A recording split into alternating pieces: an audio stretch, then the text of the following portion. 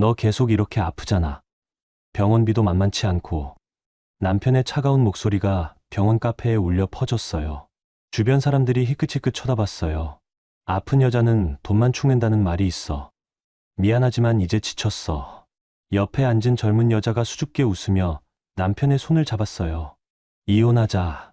미라랑 새 출발하려고. 그 순간 제 가슴이 철렁 내려앉았어요. 15년을 함께 살던 남편이 병든 아내를 버리고 젊은 여자를 택하는 순간이었거든요. 집이랑 차는 미라한테 넘길 거야. 네가 쓸 건 별로 없잖아. 저는 아무 말도 할 수 없었어요. 주변 사람들의 시선이 따갑고 눈물이 핑 돌았어요. 하지만 그들은 상상도 못했죠. 그들이 누리고 있던 모든 것이 제 손으로 일궈낸 거라는 걸. 그리고 불과 일주일 후 남편이 울면서 제게 전화를 걸게 될 거라는 걸 말이에요.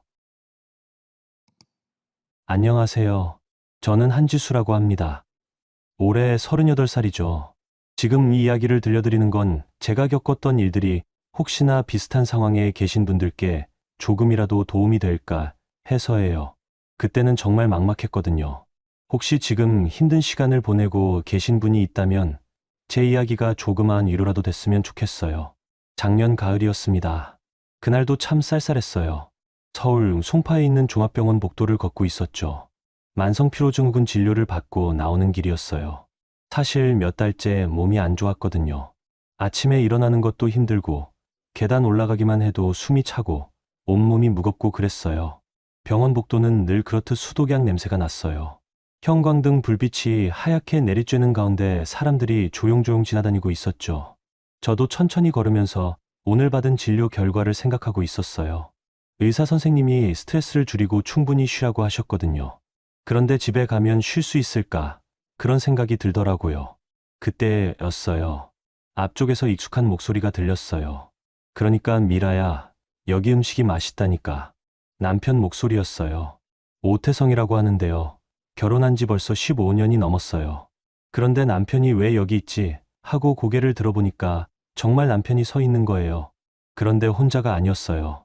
옆에 젊은 여자가 서 있더라고요. 처음엔 누군지 몰랐죠. 그냥 남편 회사 동료인가 했어요. 그런데 자세히 보니까 그 여자가 제 남편 팔짱을 끼고 있는 거예요. 그것도 아주 자연스럽게요. 마치 연인 사이처럼 말이죠. 그 순간 제 발걸음이 멈췄어요. 가슴이 두근두근했죠. 뭔가 이상하다는 느낌이 확실해졌거든요. 어? 지수야. 남편이 저를 보더니 별로 당황하지도 않고 말했어요. 오히려 당당하더라고요. 마치 아무렇지 않다는 듯이요. 미라야, 내 아내 한지수. 그제야 알았죠. 그 여자가 정미라라는 사람이구나. 남편이 요새 자주 언급하던 그 사람이었어요. 회사 후배라고만 들었는데 이런 관계였던 거죠. 미라 씨는 저를 위아래로 훑어보더니 작게 웃었어요. 그 표정에서 뭔가 우월감 같은 게 느껴졌거든요. 저는 그때 병원에 다니느라 편한 회색 니트와 청바지를 입고 있었고 화장도 거의 안 한 상태였어요. 얼굴도 창백하고 아픈 사람처럼 보였을 거예요. 반면 미라 씨는 예쁘게 화장을 하고 붉은색 코트를 입고 있었어요. 확실히 건강하고 젊어 보이더라고요. 아, 안녕하세요. 미라예요. 미라 씨가 인사를 했는데 목소리가 참 달콤하더라고요. 25, 6 정도로 보이는 예쁜 여자였어요. 긴 머리를 살짝 웨이브를 주어 내린 모습이 정말 어려 보였죠. 남편이 갑자기 제 어깨를 붙잡고 말했어요. 지수야, 우리 이야기 좀 해야겠다.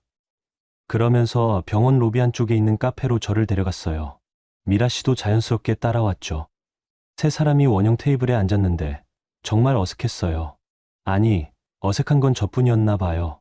남편과 미라 씨는 오히려 편해 보였거든요. 카페 안은 따뜻했어요. 커피 향이 은은하게 퍼져 있었고 점심시간이 지나서인지 사람들이 많지 않았죠.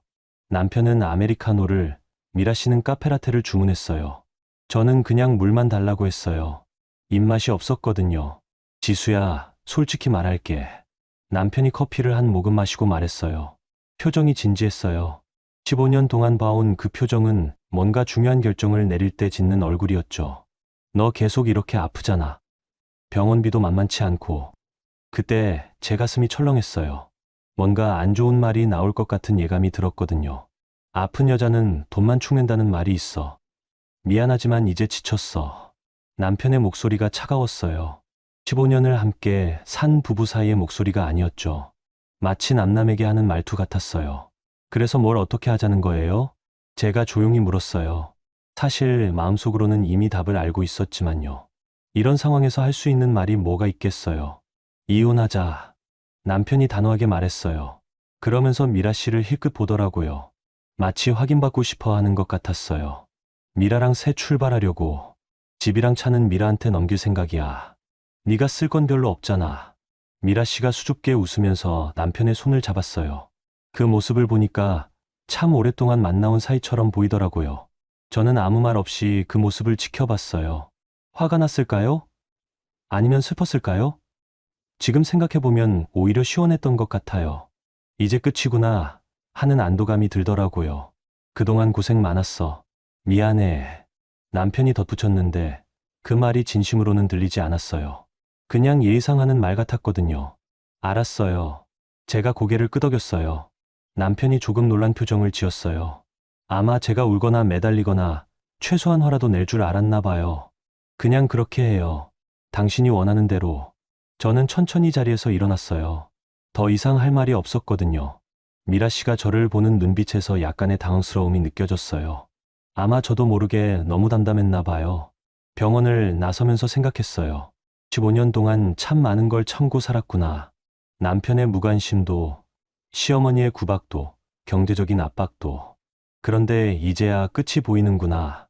그때까지 남편은 제가 누군지 정말 몰랐어요. 제가 어떤 일을 하는지, 어떤 능력을 가지고 있는지, 얼마나 많은 것을 감춰온지 전혀 모르고 있었죠. 아마 앞으로도 한동안은 모를 거예요. 저는 지하주차장에 세워둔 차에 앉아서 한참 동안 가만히 있었어요. 핸들을 잡은 손이 떨리지 않더라고요. 오히려 마음이 차분했어요. 이제 진짜 시작이구나 하는 생각이 들었거든요. 그리고 휴대폰을 꺼내서 전화를 걸었어요. 진우 씨, 저예요. 사무실로 나갈게요. 할 일이 생겼어요. 그날 저녁 저는 용산에 있는 제 사무실로 향했어요. 평소 같으면 집으로 바로 갔겠지만 그날만큼은 달랐죠. 할 일이 있었거든요. 용산 사무실은 제가 10년 전부터 운영해온 회사의 본사예요. 중소제조업체죠. 처음에는 작은 하청업체로 시작했는데 지금은 꽤 규모가 커졌어요. 직원이 100명이 넘고 매출도 연간 100억 정도 나와요. 그런데 이 모든 걸 남편은 몰랐어요. 아니, 정확히는 알고 싶어 하지 않았죠. 사무실 건물 지하주차장에 차를 세우고 엘리베이터를 탔어요. 15층 최상층이 저희 회사였어요. 늦은 시간이었는데도 사무실 불이 켜져 있더라고요. 항상 그랬어요. 강진우 부장이 늦게까지 남아서 일을 하거든요. 문을 열고 들어가니까 진우 씨가 컴퓨터 앞에 앉아 있었어요. 45살 정도 되는 분인데 저보다 7살 많으시죠. 회계사 출신으로 저희 회사에 온 지 이제 5년 정도 됐어요. 정말 믿을 만한 분이에요. 제가 혼자서 회사를 꾸려나갈 수 있었던 건 진우 씨 같은 사람이 있었기 때문이죠. 사장님, 늦으셨네요. 진우 씨가 고개를 들며 말했어요. 그런데 제 표정을 보더니 뭔가 심상치 않다는 걸 눈치챈 것 같더라고요. 무슨 일 있으셨어요? 진우 씨, 앉으세요. 중요한 이야기를 해야 해요. 저는 사무실 한쪽에 있는 소파에 앉았어요. 진우 씨도 맞은편에 앉으셨죠. 커피 머신에서 나오는 소리와 밤늦은 용산거리의 차 소리가 은은하게 들렸어요. 오늘 남편이랑 이혼하기로 했어요. 제가 조용히 말했어요. 진우 씨가 놀란 표정을 지었어요. 물론 그동안 제 가정 상황을 어느 정도는 알고 계셨지만 이렇게 갑작스럽게 이야기가 나올 줄은 몰랐을 거예요. 갑자기요? 무슨 일이? 바람을 피우고 있었어요. 오늘 병원에서 그 여자와 함께 나타나서 이혼하자고 하더라고요. 진우 씨는 한참 동안 아무 말 없이 저를 바라봤어요. 그러더니 깊게 한숨을 쉬었어요. 사장님, 정말 힘드셨겠어요. 괜찮아요. 오히려 속이 후련해요. 이제 끝이라고 생각하니까 마음이 편하더라고요. 저는 진심으로 그렇게 말했어요. 정말 그랬거든요. 그런데 진우 씨, 이제 정리해야 할 게 있어요. 제가 말을 이었어요. 진우 씨가 고개를 끄덕였어요. 태성이가 지금까지 쓰고 있던 것들, 그거 다 제 거잖아요. 진우 씨가 천천히 고개를 끄덕였어요. 사실 저희는 이미 이런 상황을 대비해서 준비해둔 게 있었거든요. 결혼 생활이 순탄하지 않다는 걸 진우 씨도 알고 계셨어요. 청주에 있는 집부터 시작해서 차, 그리고 생활비, 계좌까지 모든 게 회사 명의거나 제 개인 명의죠. 맞습니다. 사장님 지시대로 그렇게 해뒀어요. 진우 씨가 차분하게 대답했어요. 사실 이 모든 걸 이렇게 만든 건 제가 결혼 초기부터 느꼈던 불안감 때문이었어요. 남편이 저를 대하는 태도가 점점 차가워지는 걸 느꼈거든요. 그래서 혹시 모를 상황에 대비해서 모든 재산을 제 명의로 만들어둔 거였죠. 청주집은 회사 사택 형태로 되어 있고 태성이가 타고 다니는 차도 법인 차량이에요. 생활비 나가는 계좌도 제가 관리하고 있고요. 제가 하나하나 확인하면서 말했어요. 진우 씨가 노트북을 켜서 자료를 정리하기 시작했어요. 그리고 공장 쪽은 어떻게 되어 있었죠? 충남에 있는 공장 부지도 사장님 개인 명의예요. 건물과 기계 설비는 회사 자산이고요. 진우 씨가 화면을 보면서 설명했어요. 숫자들이 쭉 나열되어 있었어요. 보기만 해도 상당한 규모더라고요. 사실 태성 씨가 알고 있는 건 겉으로 보이는 것뿐이에요. 집과 차 정도죠. 회사 규모나 매출, 그런 건 전혀 모르시죠. 네, 제가 일부러 숨겨왔거든요. 알려줘도 관심이 없었어요. 정말 그랬어요. 남편은 제가 작은 사업을 한다는 정도로만 알고 있었어요. 한 달에 얼마 정도 버는지, 직원이 몇 명인지, 그런 건 관심도 없었거든요. 오히려 여자가 사업한다고 돈이 얼마나 되겠어. 이런 식으로 무시했죠. 그럼 이제 어떻게 하실 거예요? 진우 씨가 조심스럽게 물었어요. 일주일 동안 기다릴 거예요. 제가 또박또박 말했어요. 태성이가 새로 시작한다고 들뜬 상태에서 한 일주일 정도 꿈꿔보게 놔둘 거예요. 그리고 나서 모든 걸 회수할 거예요. 진우 씨가 제 얼굴을 자세히 봤어요. 아마 제가 너무 차분해서 놀란 것 같더라고요. 너무 급하게 하면 감정적으로 보일 수 있잖아요. 저는 그런 식으로 하고 싶지 않아요. 조용히, 차분히, 그리고 정당하게 처리하고 싶어요. 알겠습니다. 그럼 일주일 후에 모든 계좌를 동결하고 법인 차량 회수, 그리고 사택명도 절차를 시작하면 되겠네요. 진우 씨가 정리해서 말했어요. 역시 오랫동안 함께 일한 사이라 말하지 않아도 통하더라고요. 네, 그렇게 해주세요. 그리고 변호사 선임도 미리 해두고요. 이미 연락해뒀어요. 김 변호사님이 내일 오후에 오신다고 하셨어요. 진우 씨는 이미 한 발 앞서 준비하고 계셨어요. 정말 믿음직스러운 분이에요. 저는 사무실 창문으로 보이는 한강을 바라봤어요. 야경이 참 예뻤어요. 다리에 불이 켜져 있고 강물이 잔잔하게 흘러가고 있었어요. 이 모든 게 제가 10년 동안 혼자서 읽어온 결과였어요. 남편이 무시하고 관심 갖지 않는 동안 저는 조용히 제 일을 해왔던 거죠. 사장님, 그런데 정말 괜찮으세요? 마음이 아프시지 않아요? 진우 씨가 걱정스러운 목소리로 물었어요. 아프죠. 15년을 함께 살았는데 안 아플 수가 있겠어요. 하지만 더 이상 참고 살 수는 없어요. 제가 솔직하게 말했어요. 그동안 제가 너무 많은 걸 감췄던 것 같아요. 사업도, 능력도, 제 진짜 모습도. 그냥 조용한 아내 역할만 했죠. 그런데 이제는 그렇게 살고 싶지 않아요. 진우 씨가 조용히 고개를 끄덕였어요. 사장님이 원하시는 대로 도와드릴게요. 법적으로 문제없게끔 처리하겠어요. 고마워요, 진우 씨. 밤이 깊어갔어요. 사무실 시계가 11시를 가리키고 있었어요. 저는 가방을 들고 일어났어요. 그럼 일주일 후에 봬요. 그때까지 태성이는 아무것도 모를 거예요. 집으로 돌아가는 길에 생각했어요. 이제 정말 새로운 삶이 시작되는구나. 그동안 숨겨왔던 제 진짜 모습을 보여줄 때가 온 거죠. 남편은 아직 아무것도 몰라요. 저가 어떤 사람인지, 어떤 힘을 가지고 있는지 전혀 모르죠. 하지만 곧 알게 될 거예요. 일주일이 지났어요. 정확히는 일주일하고도 하루가 더 지났죠. 저는 그동안 평상시처럼 지냈어요. 회사 일도 하고 병원 치료도 받고 집에서도 조용히 지냈어요. 남편이 짐을 싸는 걸 지켜보기도 했고요. 태성이는 정말 신이 나 있었어요. 매일 미라 씨와 전화를 하면서 새집 구경도 하고 가구도 보러 다니고 그랬어요. 제 앞에서도 아무렇지 않게 그런 이야기를 하더라고요. 15년 동안 함께 살던 아내 앞에서 말이에요. 지수야, 미라랑 강남에 있는 빌라 하나 계약하려고. 태성이가 저녁을 먹으면서 말했어요. 마치 자랑하는 것처럼요. 전세 3억에 월세 100만 원이야. 괜찮지? 저는 그냥 고개만 끄덕였어요.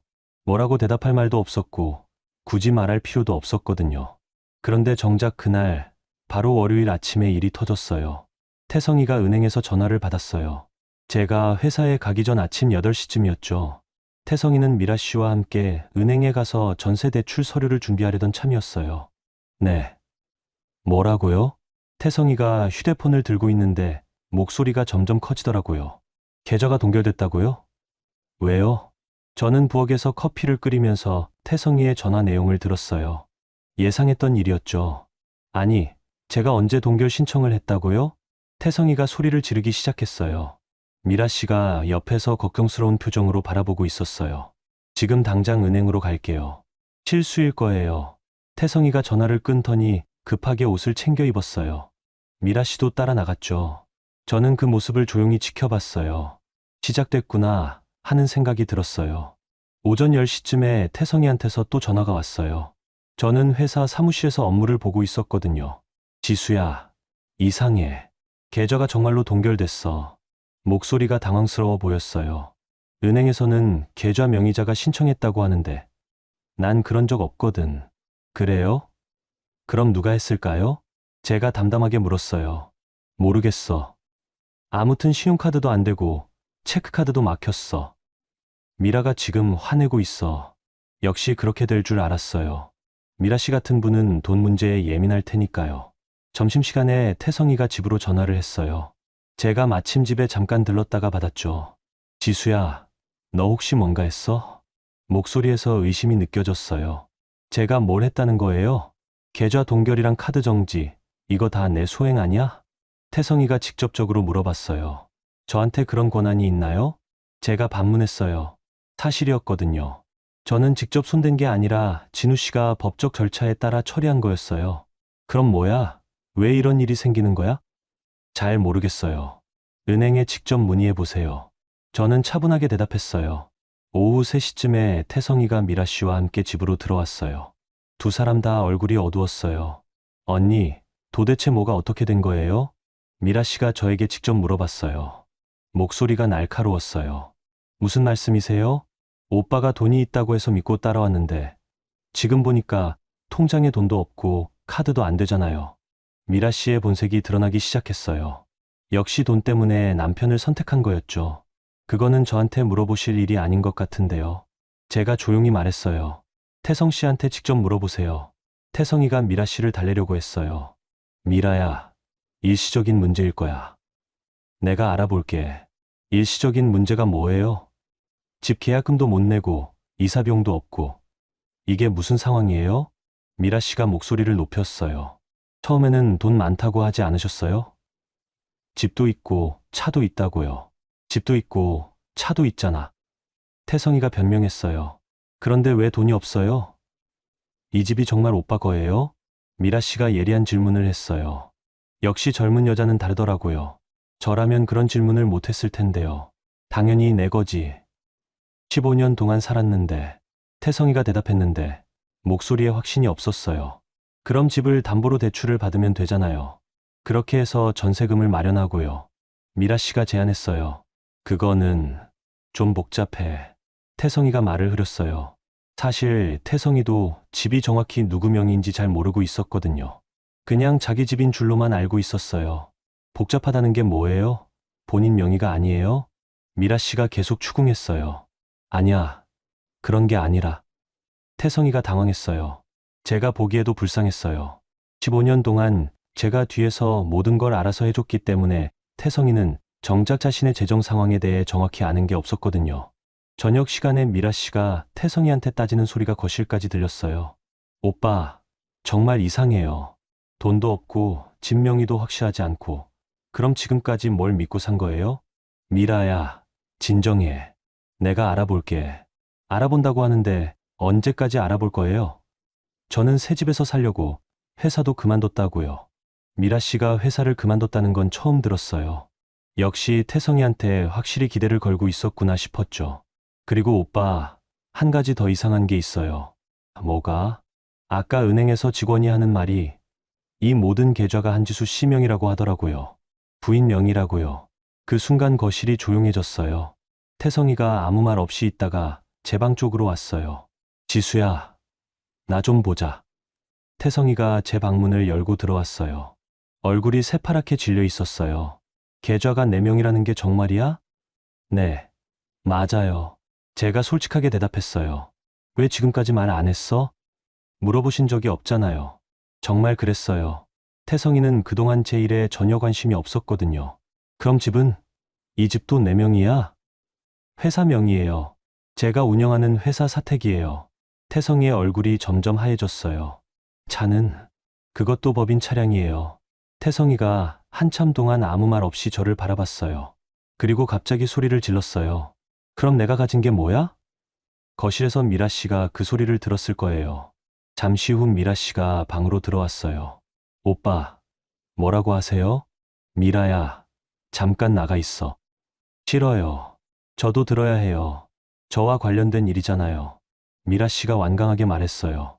태성이가 저에게 다시 물었어요. 지수야, 정말 내 명의로 된 게 아무것도 없어? 없어요. 제가 단호하게 말했어요. 그동안 생활비도 제가 주신 건 맞죠? 맞아. 차도 제 회사 것이고, 집도 제 회사 거고요. 태성이가 아무 말도 못했어요. 미라 씨가 천천히 뒤로 물러섰어요.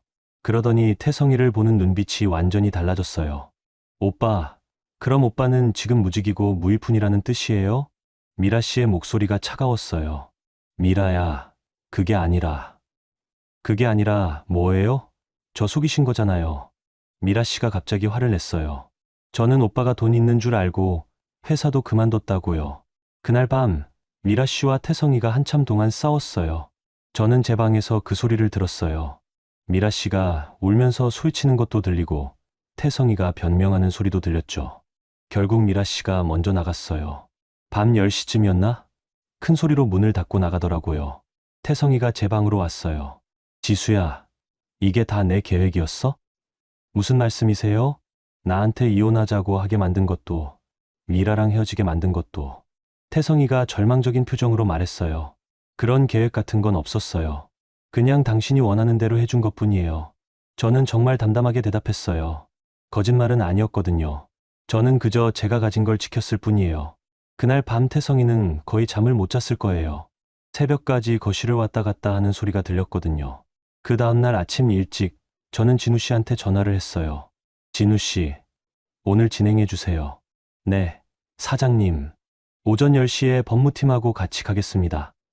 모든 준비는 이미 끝났어요. 법원에서 나온 자산회수 명령서도 받았고 이사업체도 섭외해뒀어요. 태성이가 잠들어 있는 사이에 조용히 처리하려고 했거든요.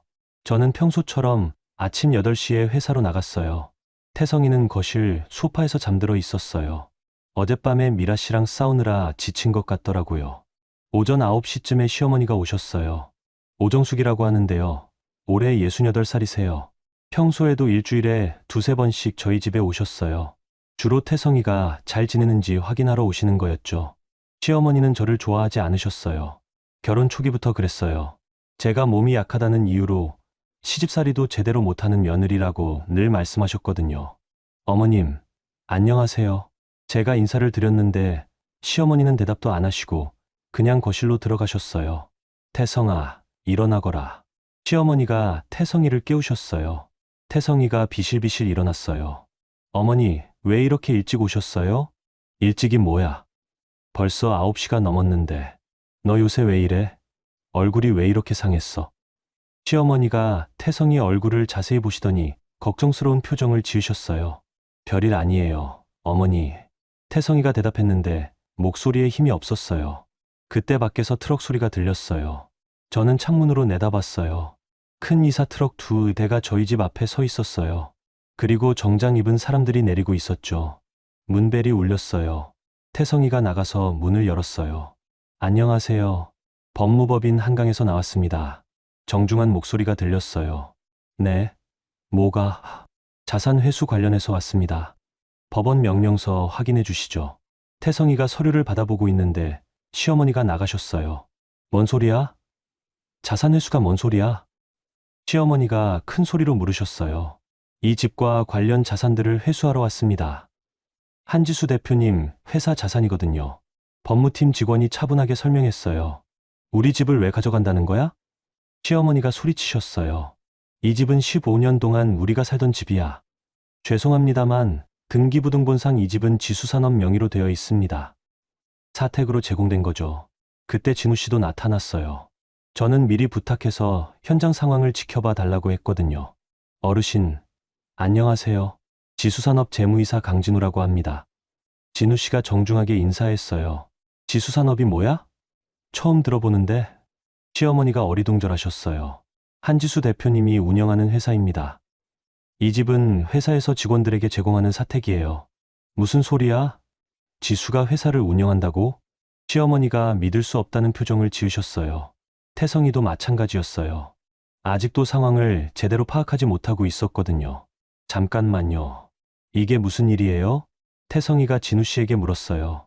태성 씨, 사택 계약이 해지됐습니다. 그래서 오늘부로 집과 관련 자산들을 회수하러 왔어요. 관련 자산이라는 게 뭐예요? 가전제품, 가구, 그리고 법인 차량까지 전부요. 그 순간 태성이 얼굴이 새파랗게 질렸어요. 이사업체 직원들이 들어와서 짐을 정리하기 시작했어요. 냉장고, 세탁기, TV, 소파까지 하나씩 나르기 시작했어요. 안 돼. 왜 우리 물건을 가져가는 거야? 시어머니가 소리치시면서 이사업체 직원을 막으려고 하셨어요. 어르신, 이 물건들은 모두 회사 자산입니다. 구매할 때부터 회사 명의로 되어 있어요. 진우 씨가 차분하게 설명했어요. 말도 안 돼. 지수가 언제 회사를 했다고. 시어머니가 계속 소리치셨어요. 어머니, 진정하세요. 태성이가 시어머니를 말렸지만 소용없었어요. 그때 미라 씨가 나타났어요. 어젯밤에 나간 뒤 어디서 잤는지는 모르겠지만 아침 일찍 와서 상황을 지켜보고 있었나 봐요. 오빠, 뭐예요 이거? 미라 씨가 태성이에게 물었어요. 그런데 목소리가 어제와 완전히 달랐어요. 훨씬 차가웠거든요. 미라야, 이게 오빠 정말 아무것도 없는 거예요? 집도 없고 차도 없고? 미라 씨가 직접적으로 물었어요. 태성이가 아무 대답도 못했어요. 사실이었거든요. 미라 씨가 갑자기 손목에서 뭔가를 빼기 시작했어요. 다이아 반지였어요. 태성이가 얼마 전에 선물한 거였죠. 이거 반납할게요. 미라 씨가 태성이 손에 반지를 놓았어요. 미라야, 뭐 하는 거야? 오빠, 미안해요. 저는 이런 상황까지 책임질 수 없어요. 미라 씨가 냉정하게 말했어요. 처음부터 오빠가 안정적인 사람이라고 생각해서 만난 건데 지금 보니까 그런 게 아니잖아요. 시어머니가 미라 씨 말을 듣고 화를 내셨어요. 이 여자가 뭔 소리야? 네가 우리 태성이를 꼬신 거 아니야? 어르신, 그런 말씀은 안 하셨으면 좋겠어요. 저도 속은 거거든요. 미라 씨가 당당하게 대답했어요. 그럼 처음부터 돈 때문에 우리 아들한테 접근한 거네? 시어머니가 더 큰 소리를 내셨어요. 그렇다면 어때요? 오빠도 젊은 여자 때문에 이혼하려던 거잖아요. 서로 필요해 위해서 만난 거죠. 미라 씨의 말이 너무 현실적이어서 태성이가 할 말을 못 찾았어요. 그 사이에 이사업체 직원들은 계속 물건을 내보고 있었어요. 거실이 점점 텅 비어가기 시작했어요. 15년 동안 저희가 살던 집이 순식간에 빈 집이 되어가는 걸 보니까 참 신기했어요. 차량 열쇠도 반납해 주세요. 법무팀 직원이 태성이에게 말했어요. 차까지요? 네, 법인 차량이거든요. 태성이가 주머니에서 차 열쇠를 꺼내서 건넸어요. 손이 떨리고 있었어요. 그 모습을 본 미라 씨가 완전히 실망한 표정을 지었어요. 오빠, 저는 이제 가볼게요. 미라 씨가 돌아서려고 하는데 시어머니가 붙잡으셨어요. 야, 너 때문에 이렇게 된 거 아니야? 책임져. 어르신, 제가 뭘 잘못했어요? 오빠가 거짓말한 거지. 제가 뭘 했나요? 미라 씨가 시어머니 손을 뿌리치면서 말했어요. 그리고 어르신도 아들이 뭘 가지고 있는지 정확히 알아보세요. 저도 속았다고요. 미라 씨가 그렇게 말하고는 정말로 가버렸어요. 뒤도 안 돌아보고요. 태성이가 멍하니 서서 미라 씨가 사라지는 걸 지켜봤어요. 시어머니는 계속 화를 내고 계셨고요. 지수 이 여자가 남편을 이렇게 만들어 놓고 시어머니가 저를 향해 소리치셨어요. 그런데 저는 그 모든 상황을 조용히 지켜보고만 있었어요. 특별히 할 말도 없었거든요. 지수야, 이게 다 내 짓이지? 태성이가 저에게 물었어요. 목소리가 떨리고 있었어요. 아니에요. 그냥 제가 원래 가지고 있던 걸 되찾은 것뿐이에요. 제가 담담하게 대답했어요. 원래 가지고 있던 게 뭐야? 언제부터 이런 회사를 운영한 거야? 10년 전부터요. 당신이 관심 없어 해서 말 안 한 거예요. 시어머니가 그 대화를 듣고 더욱 화를 내셨어요. 무슨 여자가 남편 몰래 회사를 차려. 몰래 차린 게 아니라 관심이 없으셨던 거예요. 제가 조용히 말했어요. 점심때가 되어서야 모든 정리가 끝났어요. 집이 완전히 텅 비었어요. 가전제품도 없고 가구도 없고 정말 아무것도 남지 않았어요. 태성이와 시어머니가 빈 거실에 서 있었어요. 두 분 다 어디로 가야 할지 모르는 표정이었어요. 지수야, 우리가 어디서 살라고 그러냐? 시어머니가 절망적인 목소리로 물으셨어요. 그건 저한테 물어보실 일이 아닌 것 같아요. 제가 차분하게 대답했어요. 우리가 15년 동안 여기서 살았는데. 네, 제가 제공한 집에서 사신 거죠. 진우 씨가 다가와서 말했어요. 사장님, 모든 처리가 끝났습니다. 이제 가시죠. 저는 고개를 끄덕이고 태성이를 마지막으로 봤어요. 15년 동안 함께 살던 남편이었는데 이제는 정말 남남이 된 기분이었어요. 태성 씨, 새로운 시작을 위해서 필요한 일이었어요. 이해해 주세요. 제가 마지막으로 말하고 집을 나왔어요. 뒤돌아보지 않았어요. 그 일이 있고 나서 일주일 뒤 저는 지역 케이블 방송국에서 연락을 받았어요. 중소기업 성공 사례 인터뷰를 하고 싶다고 하더라고요. 처음에는 거절하려고 했어요. 그동안 조용히 지내는 걸 좋아했거든요. 하지만 생각해보니까 이제는 숨길 이유가 없었어요. 오히려 제대로 이야기할 때가 온 것 같았어요. 방송국 스튜디오는 생각보다 작고 아늑했어요.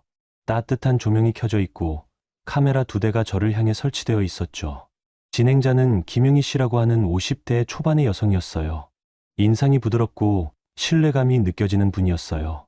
한지수 대표님, 안녕하세요. 오늘 귀한 시간 내주셔서 감사합니다. 김용희 씨가 정중하게 인사했어요. 안녕하세요. 저도 인사를 했어요. 마음이 의외로 편했어요. 먼저 지수산업에 대해 간단히 소개해 주시겠어요? 저희는 중소제조업체예요. 자동차 부품과 전자부품을 주로 만들어요. 직원이 110명 정도 되고 연매출이 120억 정도 나와요. 김영희 씨가 놀란 표정을 지었어요. 상당한 규모네요. 언제부터 시작하신 거예요? 10년 전부터 시작했어요. 그때 문득 과거가 떠올랐어요. 10년 전 그 작은 공장에서 혼자 도면을 보고 있던 제 모습이요. 임신 중이었는데 결국 유산을 했죠. 그때 남편은 병원에도 오지 않았어요. 회사 회식이 있다고 했거든요. 처음에는 정말 작았어요. 직원 5명으로 시작했거든요.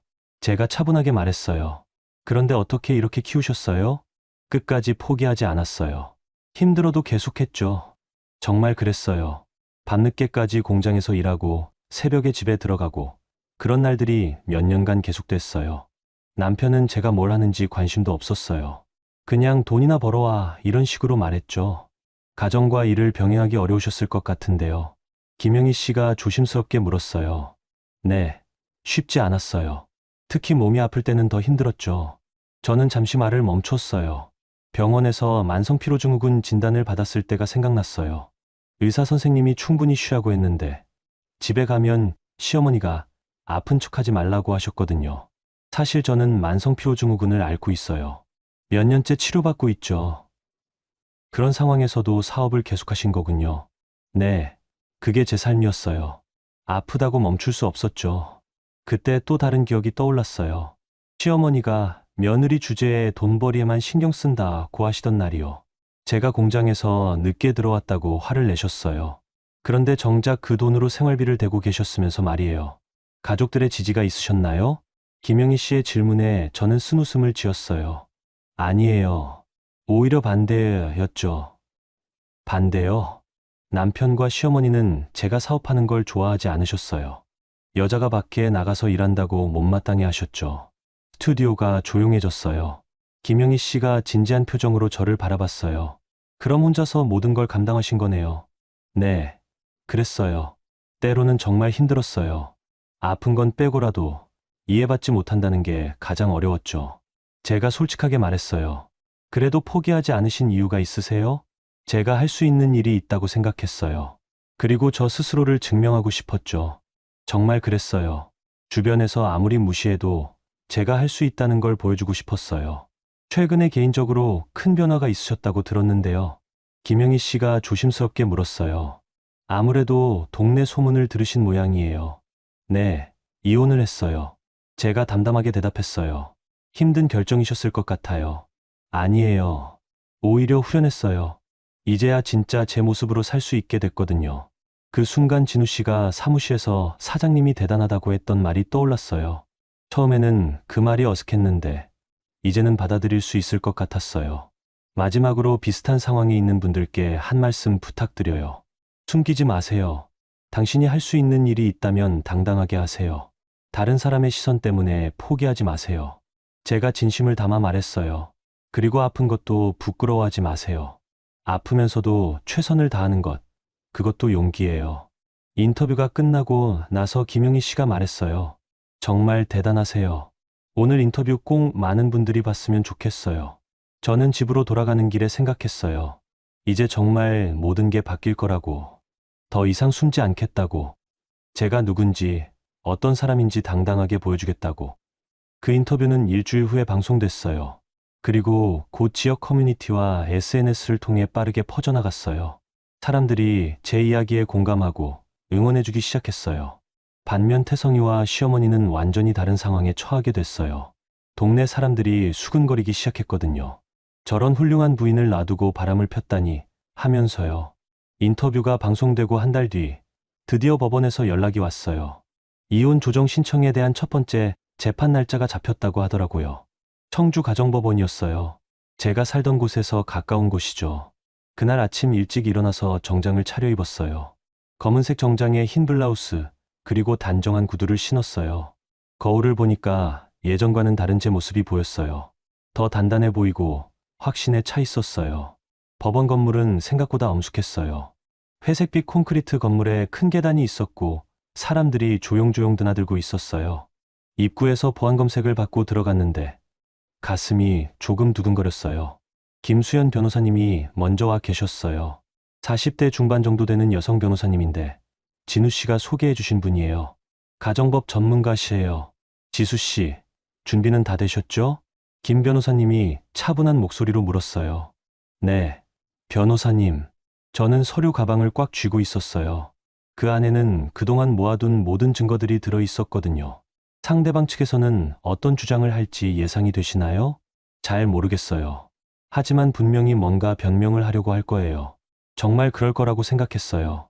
태성이는 끝까지 자기가 잘못했다는 걸 인정하지 않을 테니까요. 법정 안으로 들어갔어요. 생각보다 넓지는 않았지만 천장이 높아서 웅장한 느낌이 들었어요. 판사석 앞에 2개의 테이블이 놓여 있었고 뒤쪽에는 방청석이 있었어요. 저는 왼쪽 테이블에 앉았고 김 변호사님이 옆에 앉으셨어요. 오른쪽 테이블에는 아직 아무도 없었어요. 10분쯤 지나서 태성이가 들어왔어요. 혼자 왔더라고요. 변호사도 없이요. 얼굴이 많이 수척해 보였어요.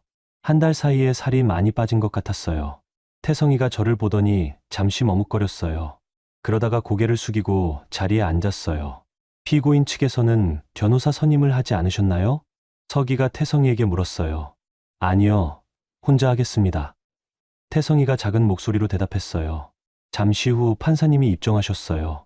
50대 후반 정도 되어 보이는 남성 판사님이었어요. 인상이 엄하면서도 온화했어요. 사건 번호 2024-123호 한지수 대 오태성 이혼 사건을 심리하겠습니다. 판사님의 목소리가 법정 안에 울려 퍼졌어요. 먼저 원고 측에서 이혼 사유를 진술해 주시기 바랍니다. 김 변호사님이 일어서서 말씀하셨어요. 판사님, 원고 한지수는 피고 오태성의 지속적인 외도와 가정폭력, 그리고 경제적 착취를 이유로 이혼을 청구합니다. 그러면서 김 변호사님이 서류를 제출했어요. 첫째, 피고는 정미라라는 여성과 불륜 관계를 유지해왔습니다. 이에 대한 증거로 휴대폰 통화 기록과 목격자 진술서를 제출합니다. 태성이가 고개를 숙였어요. 부인할 수 없는 사실이었거든요. 둘째, 피고는 원고가 만성피로증후군으로 치료를 받는 상황에서 아픈 여자는 돈만 축낸다는 등의 폭언을 일삼았습니다. 김 변호사님이 녹음 파일도 제출했어요. 제가 몰래 녹음해둔 거였어요. 셋째, 피고는 15년간 원고의 경제적 지원을 받으면서도 원고의 사업에 대해서는 무시하고 폄하했습니다. 그때 판사님이 태성이를 보셨어요. 피고는 이에 대해 어떻게 생각하십니까? 태성이가 떨리는 목소리로 대답했어요. 판사님, 제가 잘못했습니다. 법정이 조용해졌어요. 외도한 것도 맞고 아내에게 심한 말을 한 것도 맞습니다. 변명할 여지가 없습니다. 태성이가 계속 말했어요. 하지만 판사님, 제가 아내의 사업 규모를 정말 몰랐습니다. 그렇게 큰 회사를 운영하는 줄 몰랐어요. 판사님이 제게 물어보셨어요. 원고는 결혼 생활 중 본인의 사업에 대해 피고에게 알리지 않은 이유가 있습니까? 저는 천천히 일어서서 대답했어요. 판사님, 저는 여러 번 제 일에 대해 이야기하려고 했습니다. 하지만 피고는 여자가 하는 사업이 뭐가 대단하겠느냐 하며 관심을 보이지 않았습니다. 제가 차분하게 말했어요. 그리고 시댁에서도 제가 사업하는 걸 못마땅해 했기 때문에 굳이 자세히 말하지 않았습니다. 판사님이 고개를 끄덕이셨어요. 그럼 원고는 피고에게 무엇을 요구하십니까? 김 변호사님이 대신 대답했어요. 원고는 단순히 이혼만을 원합니다. 재산 분할이나 위자료는 요구하지 않습니다. 판사님이 놀란 표정을 지으셨어요. 재산 분할을 요구하지 않는다고요? 네, 판사님. 원고는 본인이 직접 일궈낸 재산을 지키고자 할 뿐, 피고로부터 받을 것은 없다고 합니다. 그때 판사님이 저에게 직접 물어보셨어요. 원고는 정말 그렇게 생각하십니까? 저는 일어서서 확실하게 대답했어요. 네, 판사님. 저는 저 사람에게 바라는 건 없습니다. 제 목소리가 법정 안에 울려 퍼졌어요. 다만 앞으로 제 삶에서 멀어져 주시기를 바랄 뿐입니다. 태성이가 저를 바라봤어요. 눈에 눈물이 맺혀 있었어요. 하지만 저는 더 이상 흔들리지 않았어요. 판사님이 서류들을 차례대로 검토하셨어요. 한참 동안 조용했어요. 시계 소리만 또각또각 들렸어요. 피고에게 묻겠습니다. 이혼에 동의하십니까? 네, 판사님. 동의합니다. 태성이가 힘없이 대답했어요. 그럼 원고의 재산에 대한 권리 주장도 포기하십니까? 네, 포기합니다. 애초에 제가 기여한 것도 없고 제 거라고 주장할 수도 없습니다. 태성이의 목소리가 점점 작아졌어요. 판사님이 최종 판결을 선고했어요. 이 법원은 원고 한지수와 피고 오태성의 이혼을 인용합니다. 드디어였어요. 15년간의 결혼 생활이 끝나는 순간이었어요. 피고의 외도와 가정폭력, 경제적 무관심 등은 혼인을 지속하기 어려운 사유에 해당합니다. 판사님이 계속 말씀하셨어요. 또한 원고의 재산 회수는 정당한 권리 행사로 인정합니다. 법정을 나오면서 태성이가 저에게 다가왔어요. 지수야, 정말 미안해. 태성이가 떨리는 목소리로 말했어요. 이제 와서 미안하다고 해도 달라지는 건 없어요. 제가 차갑게 대답했어요. 그냥 각자 살아가요. 그게 서로에게 좋을 것 같아요. 태성이가 더 말하려고 했지만 저는 돌아서서 법원을 나왔어요. 김 변호사님이 뒤따라 나오셨어요. 수고하셨어요, 지수씨. 이제 정말 새로운 시작이네요. 네, 변호사님. 정말 고마웠어요. 법원 계단을 내려가면서 하늘을 봤어요. 구름이 조금 끼어 있었지만 햇볕이 따뜻했어요. 이제 정말 자유로워진 기분이었어요. 하지만 마음 한켠으로는 알고 있었어요. 이게 끝이 아니라는 거요. 태성이와 시어머니가 그냥 포기할 사람들이 아니라는 걸 잘 알고 있었거든요. 분명히 뭔가 다른 방법을 찾아올 거예요. 그래도 상관없었어요. 이제 저는 당당했으니까요. 이혼 판결이 나고 한 달 정도 지났을 때였어요. 저는 평상시처럼 용산 사무실에서 업무를 보고 있었어요. 새로 들어온 주문을 검토하고 직원들과 회의도 하고 그런 평범한 하루였죠. 그런데 오후 3시쯤에 프론트 직원이 전화를 걸어왔어요. 사장님, 로비에 오태성 씨와 연세 드신 여성분이 와 계세요. 면담을 요청하신다고 하는데요. 태성이와 시어머니가 왔다는 말이었어요. 한 달 동안 연락도 없었는데 갑자기 회사까지 찾아온 거죠. 알겠어요. 잠시만 기다리시라고 전해주세요. 저는 전화를 끊고 잠시 생각했어요. 뭔가 예상은 하고 있었거든요. 이혼 판결 이후에 분명히 찾아올 거라고요. 진우 씨를 불렀어요. 진우 씨, 아래의 로비에 전 남편이랑 시어머니가 와 계세요. 네. 무슨 일로요? 진우 씨가 놀란 표정을 지었어요. 아마 용서를 구하러 왔을 거예요. 그런데 혹시 모르니까 보안팀에 연락해 두세요. 알겠습니다, 사장님. 저는 마음을 정리하고 로비로 내려갔어요. 엘리베이터 안에서 깊게 숨을 쉬었어요. 이제 마지막 정리를 할 때가 온 것 같았어요. 로비에 도착하니까 태성이와 시어머니가 소파에 앉아 있었어요. 두 분 다 한 달 사이에 많이 늙어 보였어요. 특히 시어머니는 머리가 더 하얘지셨고 얼굴도 많이 수척해지셨더라고요. 태성이는 저를 보자마자 일어났어요. 그리고 갑자기 무릎을 꿇었어요. 로비 한복판에서 말이에요. 지수야, 제발 용서해줘. 태성이가 큰 소리로 말했어요. 로비에 있던 다른 사람들이 모두 쳐다봤어요. 시어머니도 따라서 무릎을 꿇으셨어요. 지수야, 내가 잘못했다. 용서해다오. 시어머니가 울면서 말씀하셨어요. 저는 그 모습을 조용히 바라봤어요. 한때는 저를 그렇게 무시하고 구박했던 분들이 제 앞에서 무릎을 꿇고 있는 거였어요. 15년 전이었다면 마음이 아팠을 거예요.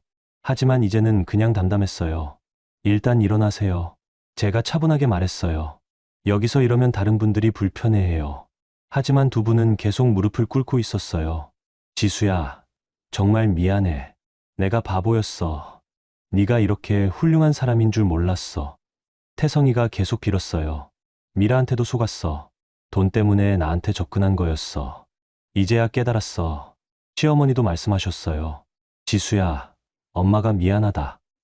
내가 널 너무 못살게 굴었구나. 이제야 깨달았어. 저는 두 분을 번갈아 보면서 천천히 말했어요. 지금 와서 용서를 구하시는 이유가 뭔가요? 지수야, 우리가 정말 잘못 생각했어. 태성이가 대답했어요. 너 없으면 안 되겠어. 다시 돌아와줘. 어머님은 어떠세요? 제가 시어머니를 봤어요. 지수야, 엄마도 잘못했어. 네가 돈을 많이 버는 걸 보고서야 깨달았어. 시어머니의 말을 듣고 저는 실수를 금할 수 없었어요. 결국 돈 이야기네요. 제가 조용히 말했어요. 제가 돈이 없었다면 지금도 안 오셨을 거죠? 두 분이 아무 대답을 못했어요. 당신들은 저를 잃은 게 아니라 돈을 잃은 것을 슬퍼하는 겁니다. 제가 또박또박 말했어요. 지수야, 그런 게 아니라. 태성이가 변명하려고 했어요.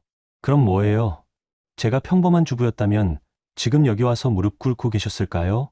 태성이가 아무 말 없이 고개를 숙였어요. 제가 아팠을 때는 돈만 축낸다고 하시더니 지금은 왜 달라지셨어요? 시어머니가 울면서 말씀하셨어요. 지수야, 정말 미안해. 다시는 그런 소리 안 할게. 어머님, 이미 늦었어요. 제가 단호하게 말했어요. 15년 동안 저를 어떻게 대하셨는지 저는 다 기억해요. 그때 진우 씨가 보안팀과 함께 내려왔어요. 제가 미리 부탁해둔 거였어요. 사장님, 괜찮으세요? 진우 씨가 걱정스럽게 물었어요. 네, 괜찮아요. 이분들 좀 안내해 주세요. 저는 태성이와 시어머니를 마지막으로 봤어요. 태성 씨, 어머님, 저는 이제 다른 삶을 살고 싶어요. 두 분이 절망적인 표정을 지었어요. 제발 앞으로는 저를 찾아오지 마세요. 지수야, 제발. 태성이가 마지막으로 빌었어요. 안 돼. 우리가 잘못했어. 기회를 한 번만 더 줘. 시어머니도 매달리셨어요. 하지만 저는 더 이상 흔들리지 않았어요. 진우 씨, 부탁드려요. 진우 씨가 보안팀과 함께 두 분을 부드럽게 안내했어요. 강제로 끌어내는 게 아니라 정중하게 모시고 나가는 거였죠. 어르신들, 이쪽으로 나가주세요. 보안팀장이 예의 있게 말했어요. 태성이와 시어머니가 저를 보면서 나갔어요. 두 분 다 눈물을 흘리고 계셨어요. 하지만 저는 돌아서서 엘리베이터로 향했어요. 엘리베이터 안에서 잠시 울컥했어요. 그래도 15년을 함께 살았는데 이렇게 완전히 끝내는 게 쉽지는 않더라고요. 하지만 돌이킬 수는 없었어요. 그분들이 저를 진정으로 사랑했다면 처음부터 그렇게 대하지 않았을 테니까요. 사무실로 돌아와서 창밖을 봤어요. 한강이 잔잔하게 흘러가고 있었어요. 해가 서서히 지고 있었고 하늘이 붉게 물들어가고 있었어요. 진우 씨가 들어왔어요. 사장님, 두 분 다 나가셨어요. 고마워요. 진우 씨, 괜찮으세요? 네, 괜찮아요. 오히려 후련해요. 정말 그랬어요. 이제 정말 모든 게 끝난 기분이었어요. 그런데 사장님, 혹시 또 오시면 어떻게 할까요? 진우 씨가 걱정스럽게 물었어요. 아마 안 올 거예요. 이제 포기하셨을 거예요. 저는 확신했어요. 태성이와 시어머니의 표정을 봤거든요. 완전히 절망한 표정이었어요. 그날 밤 집에 돌아가서 오랜만에 편안하게 잠들었어요. 더 이상 과거에 얽매이지 않아도 되겠다는 생각이 들었거든요. 며칠 뒤에 소식을 들었어요. 태성이와 시어머니가 청주를 떠났다고 하더라고요. 어디로 갔는지는 모르겠지만 동네에서는 더 이상 볼 수 없게 됐어요. 미라 씨는 이미 오래전에 다른 남자를 만났다는 소문이 돌고 있었어요. 역시 예상했던 대로였죠. 저는 이제 정말 혼자가 됐어요. 하지만 외롭지 않았어요. 오히려 자유로웠어요.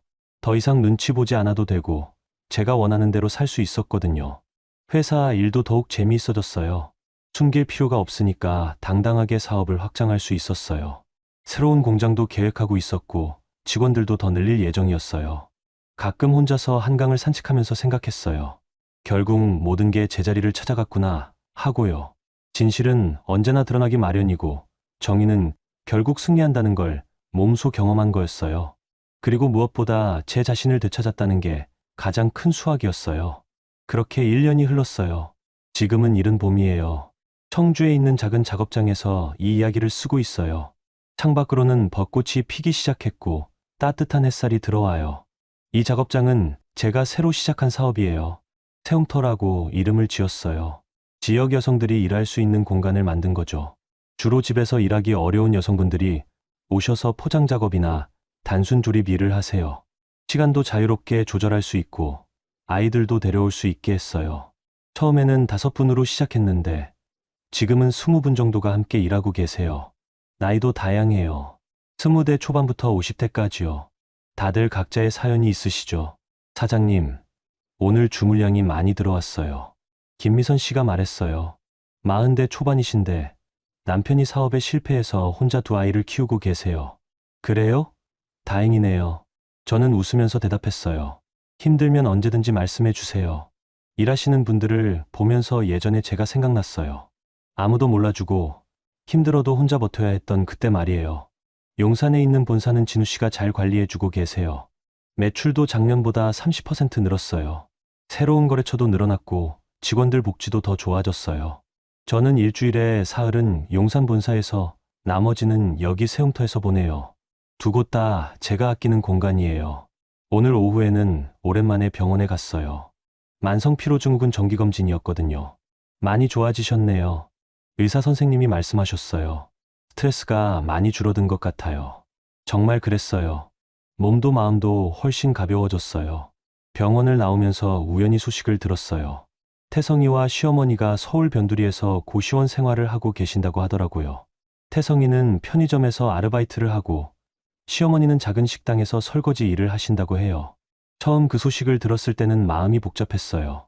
그래도 한때 가족이었던 분들인데 그렇게 어렵게 사신다니까요. 하지만 이내에 마음을 정리했어요. 각자가 선택한 길이니까요. 저도 제 길을 가고 그분들도 그분들 길을 가는 거죠. 미라 씨는 작년에 다른 남자와 결혼했다고 들었어요. 부동산업을 하는 분이래요. 역시 안정적인 사람을 찾으신 거죠. 저녁에는 세움터에서 함께 일하는 분들과 간단한 회식을 했어요. 근처 작은 식당에서 삼겹살을 구워 먹었어요. 사장님, 정말 고마워요. 박영희 씨가 말씀하셨어요. 50살이신데 남편과 사별하신 후 혼자 살고 계세요. 덕분에 새로운 삶을 시작할 수 있었어요. 저도 고마워요. 함께 해주셔서요. 제가 진심으로 말했어요. 집으로 돌아가는 길에 한강을 따라 천천히 걸었어요. 밤하늘에 별이 반짝이고 있었어요. 바람도 따뜻했고요. 작년 이맘때만 해도 이렇게 평온한 마음으로 걸을 수 있을 거라고는 생각 못했어요. 그때는 모든 게 복잡하고 힘들었거든요. 집에 도착해서 거실에 앉았어요. 혼자 사는 집이지만 외롭지 않았어요. 제가 정말 원하는 삶을 살고 있다는 확신이 있었거든요. 휴대폰으로 뉴스를 보다가 재미있는 기사를 발견했어요. 요즘 젊은 여성들 사이에서 경제적 독립에 대한 관심이 높아지고 있다는 내용이었어요. 결혼을 해도 자신만의 사업이나 커리어를 포기하지 않으려고 한다고 하더라고요. 참 다행이다 싶었어요. 앞으로는 저 같은 일을 겪는 분들이 줄어들겠구나 하고요. 그러면서 문득 생각했어요. 제가 겪은 일들이 헛되지 않았구나 하고요. 어떤 식으로든 누군가에게는 도움이 될 수 있을 거라고요. 오늘 밤에는 오랜만에 일기를 써봤어요. 작년 이맘때 일어났던 일들을 차근차근 정리해보니까 정말 많은 변화가 있었더라고요. 가장 큰 변화는 제 자신이에요. 더 이상 남의 눈치를 보지 않아요. 제가 원하는 것을 당당하게 말하고 제가 생각하는 대로 살아가고 있어요. 그리고 무엇보다 행복해요. 진짜 행복이요. 억지로 웃지 않아도 되고 아픈 것도 숨기지 않아도 되고 제가 이룬 것들을 자랑스러워해도 되는 그런 행복이에요. 내일도 세움터에서 일할 예정이에요. 새로 들어오시는 분도 계시고 큰 주문도 들어왔거든요. 용산 본사에서도 새로운 프로젝트를 준비하고 있어요. 내년에는 해외 수출도 시작할 계획이에요. 이 모든 게 꿈만 같아요. 작년만 해도 상상할 수 없었던 일들이니까요. 지금 이 글을 읽고 계신 분들 중에도 혹시 저와 비슷한 상황에 계신 분이 있을지도 모르겠어요. 그런 분들께 꼭 말씀드리고 싶어요. 당신이 생각하는 것보다 당신은 훨씬 강합니다. 그리고 당신에게는 선택할 권리가 있어요. 숨기지 마세요. 당신의 능력을, 당신의 꿈을, 당신의 가치를 숨기지 마세요. 다른 사람이 인정해주지 않아도 상관없어요. 가장 중요한 건 당신 자신이 당신을 믿는 거예요. 저는 이제 정말 자유로운 사람이 됐어요. 그리고 앞으로도 계속 제 길을 걸어갈 거예요. 당당하게, 떳떳하게, 그리고 행복하게요. 여러분, 한지수 씨의 이야기는 우리에게 중요한 깨달음을 줍니다. 당신의 가치를 숨기지 마세요. 다른 사람의 인정을 기다리지도 마세요. 진정한 행복은 자신을 있는 그대로 사랑하고 당당하게 살아갈 때 찾아옵니다. 늦었다고 생각하지 마세요. 새로운 시작은 언제든 가능합니다. 지금 힘든 시간을 보내고 계신 분이 있다면 반드시 기억해 주세요. 당신은 생각보다 훨씬 강한 사람이라는 것을요. 오늘 영상이 작은 위로가 되었다면 좋아요 눌러주세요. 댓글로 여러분의 이야기도 들려주신다면 저에게 큰 영광입니다. 그럼 다음에도 더 좋은 이야기로 찾아뵐게요. 지금까지 나레이션의 김노을이었습니다. 감사합니다.